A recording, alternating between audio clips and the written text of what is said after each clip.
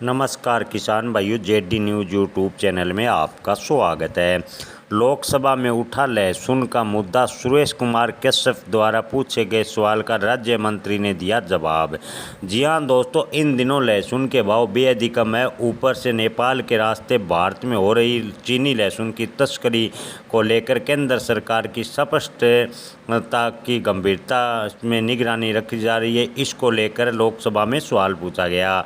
जी हां दोस्तों, आपको बता दें कि सुरेश कुमार कश्यप जो सांसद है, उसने सवाल पूछा कि क्या उन्होंने जो चीन से लहसुन तस्करी के माध्यम से भारत में आ रहा है, उस पर सरकार ने रोक के लिए क्या किया है। इस पर वित्त राज्य मंत्री पंकज चौधरी ने लोकसभा सांसद के प्रश्न का उत्तर देते हुए कहा कि कृषि वस्तुओं के आयात की प्रक्रिया विदेश व्यापार महानिदेशालय यानी डीजीएफटी और खाद्य सुरक्षा मानक प्राधिकरण FSSAI के नियम के अधीन होती है।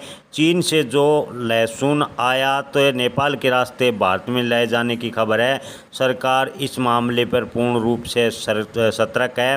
मंत्री ने बताया कि नेपाल में भारत के लहसुन का आयात 22 जनवरी 1996 के सीमा शुल्क समझौते के तहत किया जाता है, जिसमें नेपाल का मूल्य सामान्य शून्य दर पर आयात किया जा सकता है। हालांकि यदि वास्तव में नेपाल का नहीं है और केवल नेपाल के रास्ते भारत में भेजा गया है, तो इस पर प्रत्येक जांच एजेंसियां कार्रवाई करती है।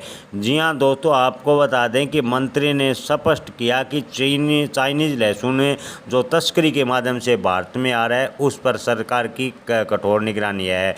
लेकिन सरकार एक और दावा कर रही है कि उस पर सख्त निगरानी है, लेकिन इन दिनों लहसुन के भाव बेहद ही ज़्यादा कम किसानों को मिल रहे हैं। लहसुन के भाव किसानों को 5 से 6-7 हज़ार रुपये प्रति क्विंटल के आसपास ज़्यादातर मिल रहे हैं। लेकिन औसत भाव की बात करें तो देश भर में औसत भाव लहसुन के 8,000 रुपये के आसपास बने हुए हैं।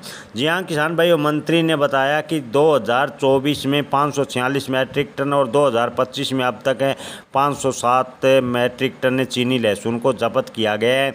ये कार्रवाई CBIC द्वारा लागू संघन रणनीति के तहत संभव हो पाई है। मंत्री ने आश्वासन दिया कि स्वास्थ्य सुरक्षा और अवैध आयात रोकने के लिए एजेंसियां पूरी तरह से तत्परता से कार्रवाई कर रही है और भविष्य में यह नीति जारी रखेगी। उधर सांसद सुरेश कश्यप ने कहा कि 2 अप्रैल को लोकसभा में नियम 377 के चीनी लहसुन की तस्करी रोकने के मकसद से सवाल उठाया गया था। जी हाँ दोस्तों, आपको बता दें कि सांसद सुरेश कश्यप का सवाल का उत्तर देते हुए मंत्री ने कहा कि चीनी लहसुन पर पूर्ण रूप से कार्रवाई की जाएगी। ऐसे में उम्मीद कर सकते हैं कि अगर सरकार वास्तव में चीन से जो तस्करी के माध्यम से लहसुन भारतीय बाज़ारों में पहुंच रहा है, उसको रोकने में कामयाब होती है, तो आने वाले दिनों में लहसुन के भाव में तेज़ी बन सकती है।